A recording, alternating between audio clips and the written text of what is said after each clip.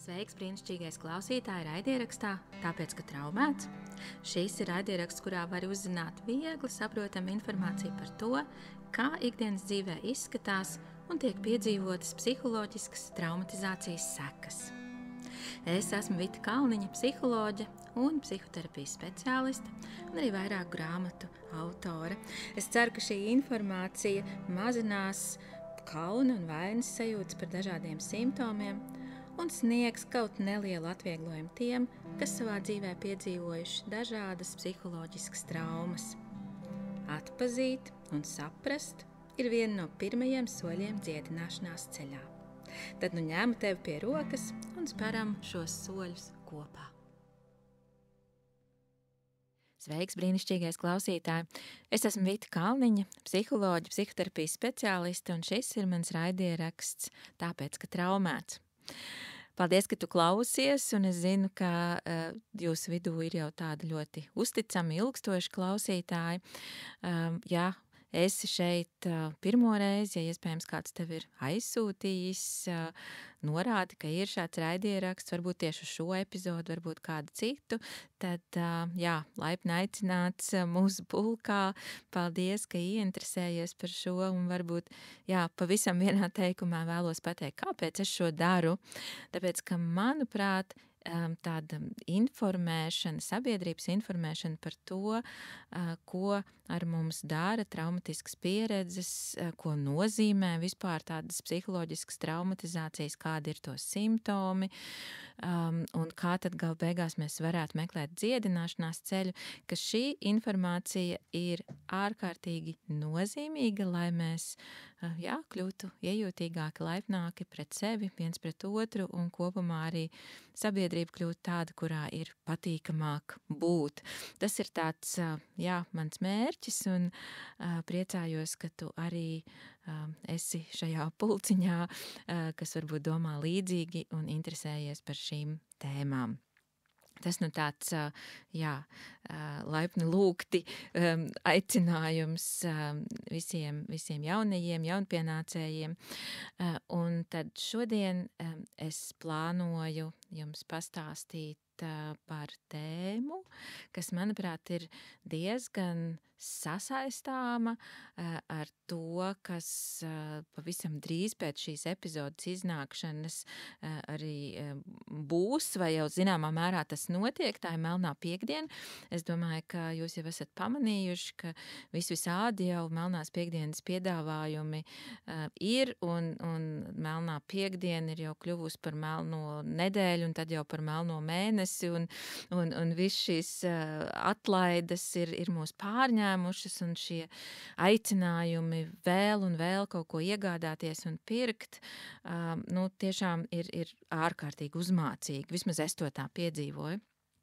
Un skaidrs, ka ir cilvēki, kuri diezgan labi var tam noturēties pretī, un varbūt ir tāda, zinām, imunitāte pret to, bet tad tomēr ir arī cilvēki, kuri, nepavisam nevar turēties pretī, un ka šis ir laiks, kurā vēl vairāk viņi piedzīvo šo sajūtu, ka vajag vēl un vēl, un galu beigās, lai cik arī viņi iegādātos, iepirktu, sagādātu, nekad nav pietiekami. Ja? Tā sajūta, ka vienalga nav pietiekami, un bieži vien pēc tam arī viņi sev varbūt to pārmet un jūtās vainīgi, un droši vien īpaši tad, ja viņi ieskatās savā kontā un saprot, ka līdz nākamajai algas dienai vēl gan ilgi jāgaida, un tad varbūt tās arī viņi sāk tiešām atkal tā kritiski pret sevi izturēties, kā tad tas arī šoreiz atkal ir noticis, un tomēr kaut kur mājās kraujas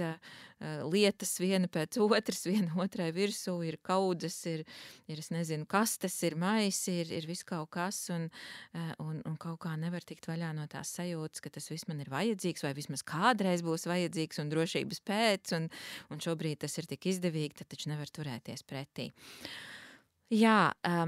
Šajā epizodē varbūt es tik daudz tieši nekoncentrēšos uz pašu pirkšanu vai lietām, tur iespējams varētu vēl kādu citu arī epizodi, bet tiešām pieturēšos pie tēmas, kā tas ir, ka nekad nav pietiekami, un arī dažādās citās jomās mēs parunāsim, gan attiecību jomā, gan ķermeniski, ka nav pietiekami, gan sasnieguma ziņā nav pietiekami, un kā tad tas viss saistās kopā ar traumatizācijām. Jā, protams, viens vārds, ko mēs varam lietot par šādiem cilvēkiem, kuriem nekad nav pietiekami, ir vārds negausība. Ja, mēs mēdzam šos cilvēkus saukt par negaušiem, manuprāt, tā ir pareizi latviski. Tāda pirmā asociācija ir par tādiem diezgan nesimpātiskiem cilvēkiem, kuri iespējams arī ir tādi nepateicīgi, kas arī neciena un nenovērtē, negodā to, kas viņiem jau ir. Viņiem vajag vēl un vēl un vēl,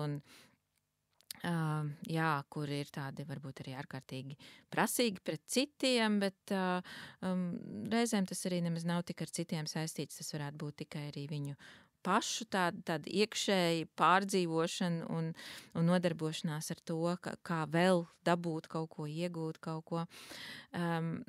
Reizēm, protams, ka tā varētu būt arī tāda personības īpašība, bet šeit es vairāk gribētu runāt par to, ja tas ir kā traumas simptoms, un tas tomēr ir specifiski mazlietiņ citādāk, jo šajā ziņā tas vienmēr būs paralēli fonā, kaut kur dziļumā saistīts arī ar dziļām šo cilvēku ciešanām. Reizēm mazāk apzinātām, reizēm vairāk apzinātām. Un šīs ciešanas pirmkārt jau ir tajā, ka šie cilvēki nespēja tā pa īstam justies pēduši visās šī vārda nozīmēs, es domāju, ne tikai ēdienu, bet arī tā kā pabarojušies, uzpildīti, arī, piemēram, attiecībās vai kaut kādās nodarbēs, ko viņi dara, kaut kādās pieredzēs, ko viņi piedzīvo, ka tas viss dod tikai kaut kādu tādu īslaicīgu, varbūt iepriecinājumu, bet nespēja īsti viņus piepildīt, jo šīs labās pieredzes viņi nespēja sevi līdz galam nemaz ielaist. Viņi nespēja tikai integrēt to sevī. Tāpēc arī tas viss darbojas tikai īstermiņā.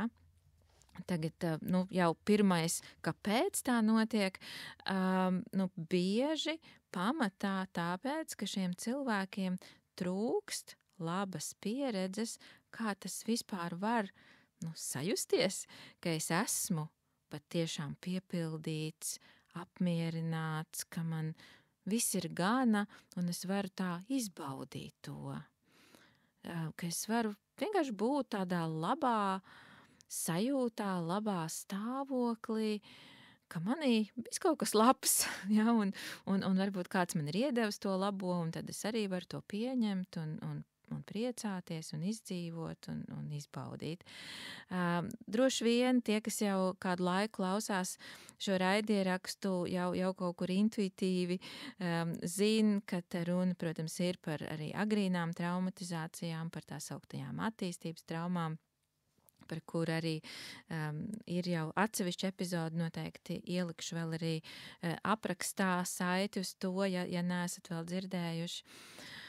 Par to pieredzi, ka mēs kā bēbīši tiešām bijām atkarīgi no mūsu aprūpētājiem un nevienmēr mēs varējām tiešām saņemt to, kas mums bija vajadzīgs tādā veidā un tādā daudzumā, kā tas bija mums vajadzīgs, un arī to šajās attiecībās izbaudīt, paļauties uz to, kad es sajutīšu šo vajadzību, tad atkal man būs un man netrūks un es varēšu šo pats arī kaut kā regulēt un ietekmēt, cik daudz man šobrīd vajag.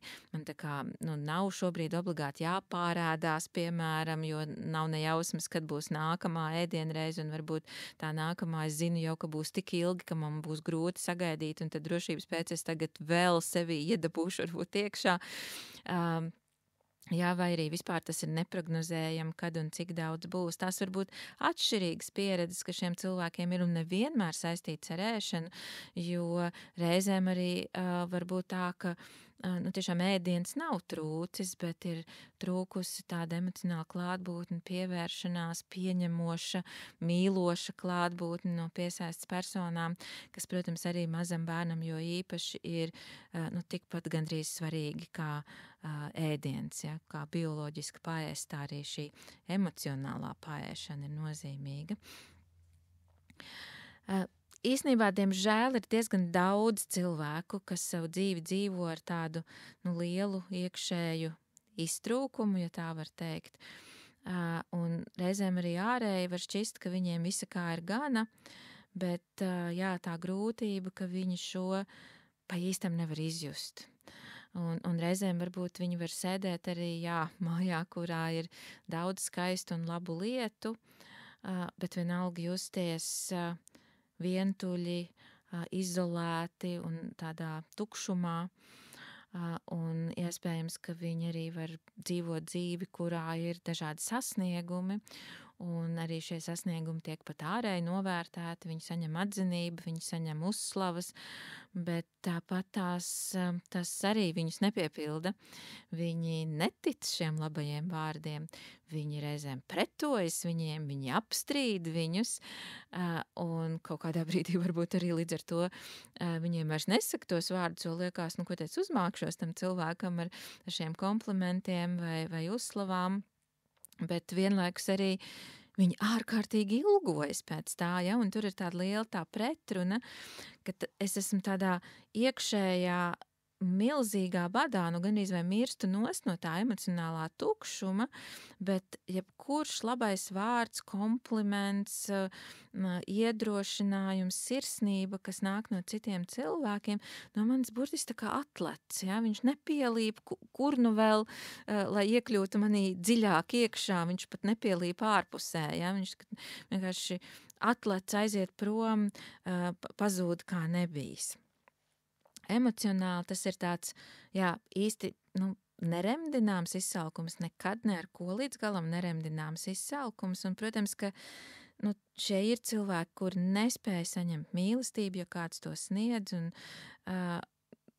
tas arī ir ārkārtīgi skumji, jo, viņi paši arī nesaprot, kāpēc tas tā ir, un turpina ilgoties un turpina prasīt. Ja? Un reizēm arī tādā attiecību līmenī, ja mēs domājam, tad šie ir cilvēki, kuri varbūt ārkārtīgi pielipuši otram un ārkārtīgi bailīgi, ja arī, ka tik tas otrs kaut kur nepazūd un gaida no viņa tik daudz, bet tad, kad tas otrs sniedz, tad tas vēl nav pietiekami, ka reizēm tas otrs var nonākt arī gandrīz vai tādā kā izdegšanā šajās attiecībās, lai cik daudz es tev sniedzu, lai cik daudz labus vārdus es tev saku, lai cik ļoti no sirds es arī tevi mīlu, nekad nav gana, ja? Nekad tas trauks nepiepildās pa īstam un vienmēr ir tikai pārmetumi vai izmisums un šis izsalkums. Nereti arī šis iekšējais izsalkums, šī nepietiekamība izpauž ķermeniskā līmenī.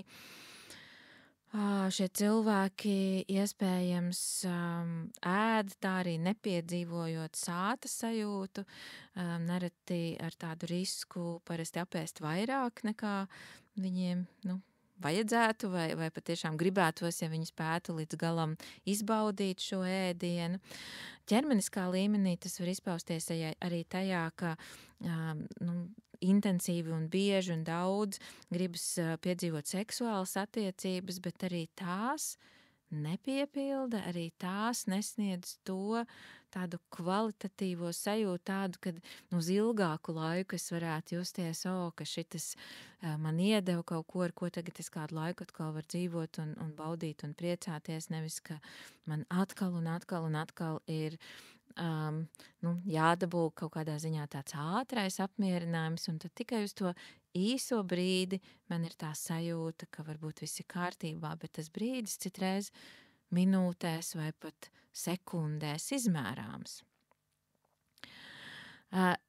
Es vēlreiz gribu uzsvērt, ka, protams, šie cilvēki nemok sevi tīšām un neizturās arī pret citiem tīšām tik prasīgi. Viņi negrib atbiedēt cilvēkus no sevis ar šo savu prasīgumu. Viņi ir arī izmisuši par to, un tie, kas to jau kaut kādā līmenī apzinās, tie reizēm arī atnāk terapijā un saka, piemēram, tā, ka man liekas, šķiet ar prātu, es saprotu, ka tas otrs cilvēks mani mīl, kaut kā es ticu tam, bet tas ir vairāk tā kā prāta līmenī, loģikas līmenī, bet es to nespēju izjust.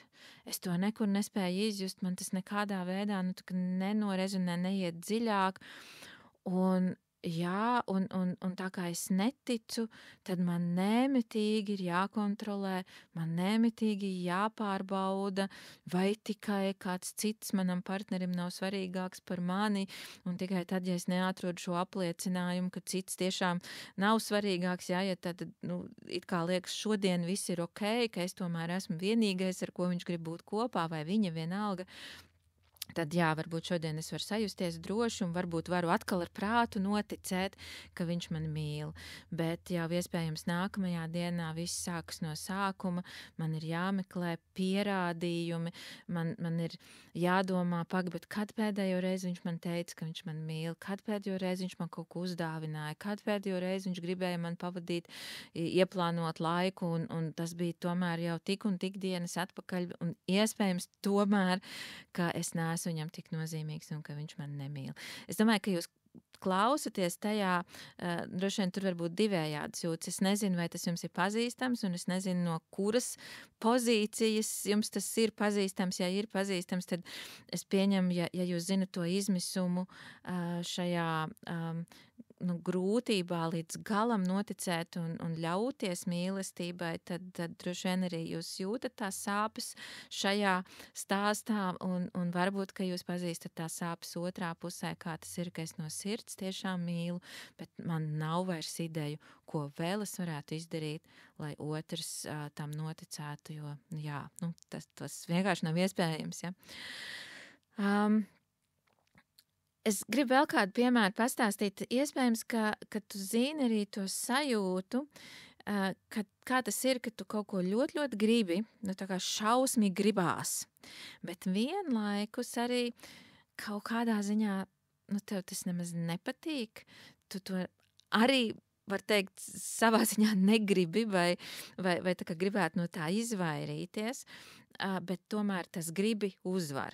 Piemēram, man liekas, viena tāda lieta varētu būt čipši. Es nezinu, vai tev garšo. Man īstenībā diezgan arī garšo, un pa laikam es vakaros iekrītu arī ar čipšiem dīvānā pie kādas filmas. Bet skaidrs, ka man ir zināms, ka tātad sāļš, trekns, daudz kaloriju, jā, tātad tas iedos man daudz enerģijas, un iespējams es neaizmigšu pie tās filmas, jā, jo man būs vairāk uzreiz tās enerģijas. Bet realitātē es arī vienlaikus ēdot tos čipšus, nepavisam negribu to sajūtu, ka man būs tā, ka tas kunkuls tur vēderā, tad piestūķēta sajūta, tā sausuma sajūta mutē, pēc tam slāps, tad pa nakti tev gribās celties, padzerties, ja, jo tas sāļais tur visu laiku ir, un, īstenībā pilnīgi noteikti tā čipsu sajūta nav pielīdzināma sajūtai, ja tu būtu paēdis, es nezinu, tādu tiešām veselīgu, pilnvērtīgu uzturu, ja, tādas foršas, kvalitatīvas vakariņas ar dārzeņiem, nezinu, vai gaļa tur ir vai nav klāt atkarībā no tā, ja kādu ēdienkartu izvēlies, bet lielākoties tātad dārzeņi ir labi gandrīz katram cilvēkam, ja, un nezinu, kaut kādu pilngraudu produktu un tā, ka tu esi paēdis to ēdienu, kurš tad arī ir maz sālīts un bez kaut kādām tādām varbūt mērcēm ar visādām aizdomīgām piedevām, ka tad tomēr arī ķermenis jūtas foršāk un labāk, ja? Bet jā, bieži arī ir grūtāk tikt pie tāda ēdiena, jo sarežģītāk viņu gatavot, un ir skaidrs, ka tie čipši viņi iedos ātri to pirmo sajūtu, es šito tagad sev iedodu, man tik ārkārtīgi gribās. Ja? Līdzīgi tas varētu būt arī vēl par kaut kādām citām vielām, kas, es pieņemu, ir kaitīgāks par čipšiem, ja? Varbūt alkohols un visādi citādas vielas, kuras es iespējams neminēšu tagad, bet paši varat iztēloties, ka, jā, es zinu, kas būs tas atvieglojums vai tā foršā sajūta pirmajā brīdī, kad es šo vielu lietošu, bet vienlaikus man arī nepatīk, kā es jutīšos pēc tam, es nezinu, pēc dažām stundām vai nākamajā dienā, un tā cena, ko es zinu, ko es pēc tam maksāšu ar netik kvalitatīvu sajūtu par to, ka man bija šis ātrais apmierinājums, ja? Bet tas gribu ir tik spēcīgs, ka šķietami es nevaru to pārvarēt un liekas, bet vai tas tik svarīgi, kāpēc es nevarētu tagad ātri, ja, drusciņi arī kaut ko tādu. Tātad gribēt un arī patiešām, tas, ka man patīk tas, ko es gribu, vai es tiešām izbaudu to, ko es gribu, tas ir divas diezgan atšķirīgas lietas, ja, un vēl mēs viņus varam atšķirt arī tajā, vai es kaut ko gribu tāpēc, ka man ir tāds iekšējs milzīgs spiediens, ka tagad man obligāti šito vajag, es vienkārši, nedabūšu un palikšu stresā, ja? Vai arī tāpēc, ka es jau zinu, ka jā, tas būs tik patīkami to piedzīvot un ļauties tam un izbaudīt, un tam būs tāda ilgtermiņa labsajūta, un, kā mūsdienās saka, tad būs arī ilgtspējīgs kaut kas, ja? Tātad vai tāpēc, ka es nevaru izturēt to gribu, jo tas mazinās īstermiņā stresu, vai tomēr es iegūšu kaut ko ilgtermiņā. Es pieņemu, ka jūs apmēram varat iztēloties, kas tās pa lietām jūsu dzīvē ir, vienas un otras. Un droši vien arī mūsdienās daudz par to jau tiek rakstīts un runāts, un jūs nebūsiet ļoti pārsteigti, ka es te ātri pieminēšu divus tādus vārdus, kas ir daudz, kur jau atrodam arī, kad tas pirmais, ka es gribu kaut ko dabūt vai darīt, jo citādāk tad būs slikti, tad, kad es to dabonu, tad es tieku pie dopamīna, ja, ātri, vienkārši paceļās dopamīns, un savukārt, ja es jūtu, ka tas man ilgtermiņā iedos kaut ko labu, tad es tieku pie opioīdiem. Un tā ir arī tāda, ilgstošāka sajūta, kas paliks manī. Gribēšana arī tāda šī neatliekamā gribēšana, ja, ka es nevaru izturēt, ka es nedabūšu, ir, protams, saistīta ar zinām atkarības komponentu. Un tā problēma ir tajā, ka, ja tur ir šis atkarības komponents, tad gribēšana kļūst arvien lielāka, man vajag arvien vairāk, arvien intensīvāk, man vairs nepietiek ar to devu, kur es varbūt pirms brīža vēl lietoju, vienalga tā deva, ne tikai es lietoju ne tikai runāju par apreibinošām vielām, bet tikpat labi arī tas varētu būt iepirkšanās apjoma deva, ja varbūt kādreiz es tur, ieliku vienu lietu groziņā un tad neizturēju vairs un nopirku, tad kādā brīdī es jau ielieku 3, 4, 5, ja, vai veselu jau tur sev kaut kādu tur tēlu izveidoju, kur ir viss, no augšas līdz apakšai, tas par sievietēm droši vien vairāk, vīriešu droši vien atkal kaut kāds cits lietas liek tur tajā groziņā. Un kad es arvien paaugstinu tos arī finanšu limitus, ja, cik tad kādā summā tur tai groziņā es tās preces varu likt un cik ir ok, par kurām es tā kā, baigi sev nepārmetīšu vai šausmīgi slikti nejutīšos, ja. Tātad arvien lielāks ir tas, cik man ir vajadzīgs, lai man būtu tas īslaicīgais apmierinājums, vai arvien lielāks daudzums, bet sāta sajūta arvien samazinās un samazinās. Un vēl viena lieta par tādām sakarībām runājot, jo lielākos stresa apstākļos mēs ikdienā dzīvojam, tātad, jo ilgāk mēs atrodamies stresā, varbūt pat hroniski stresa apstākļos dzīvojam, jo vairāk mēs lietojam to pirmo variantu, ja, mēs tā kā meklējam šo ātro dopamīnu, lai mēs spētu izvēlēties izvēles, kas dos lēnāku apmierinājumu un strādās ilgtermiņā, mums ir pamatā jau jāspēj sevi tomēr atvest vairāk tādā arī parasimpātiskā nervu sistēmas stāvoklī, tad ne tikai tādā simpātiskā uzbudinājumā, paaugstinātā stresā. Jā, atkal es atnācu pie iepirkšanās, bet tikpat labi tas varētu būt arī izsalkums pēc tā, lai citi mani visu laiku apstiprina, piemēram, arī darbā vai tajās kaut kādās manās nodarbēs, ja, ka es esmu labs un man izdodās, ka viņi grib mani šajā darbā vai šajā projektā, ka viņi mani novērtē. Un, protams, arī priekš tā, lai es to dabūtu, iespējams, ka es strādāju daudz vairāk nekā vidēji no manis gaida vai prasa. Es pielāgojos daudz vairāk nekā man pašam to gribētos. Es varbūt arī uzupurējos pat kaut kādā ziņā. Pielabinos varbūt arī cilvēkiem, no kuriem ir atkarīgs šis vērtējums. Tātad mēdzu arī investēties priekš tā, pārkāpjot iespējams kaut kādas savas robežas, kaut kādā brīdī arī citu robežas, jo man ir šī neremdināmā vēlme pēc šīs atzinības un apstiprinājuma.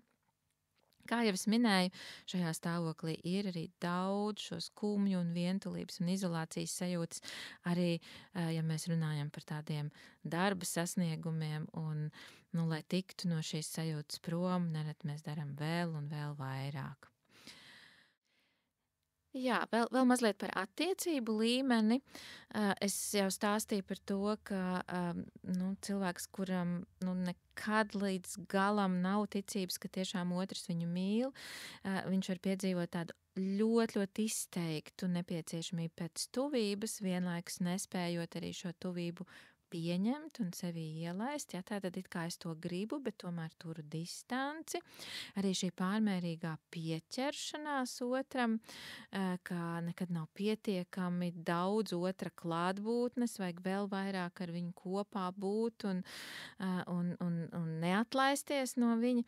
Bet ir arī otra izpausme iespējama, kas izskatās pilnīgi pretēji, ka es varu iespējams sajust kaut kur dziļi sevī šo atkarību no attiecībām, cik ļoti man būtu vajadzīgs tas otrs cilvēks un cik ļoti es gribētu būt tajā tuvībā un tiešām tādā pārmērīgā tuvībā pat. Bet tā kā es saprotu, ka tas nav labi, nav pareizi un es tā negribu, man ir bail no tā, tad es kaut kā neapzināti sevi sodu par to un noliedzu, ka man vispār vajag attiecības. Un iespējams es kļūstu par tādu cilvēku, kurš pasaka, man vispār nevajag nevienu.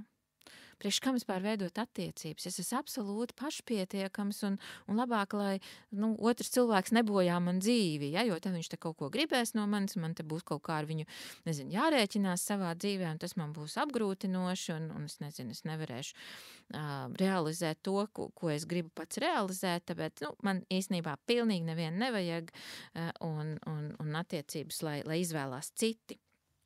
Arī tā var izskatīties, īstenībā pilnīgi pretējais, tas, ka man īstenībā mīlestības nekad nav pietiekama un tuvības nekad nav pietiekama.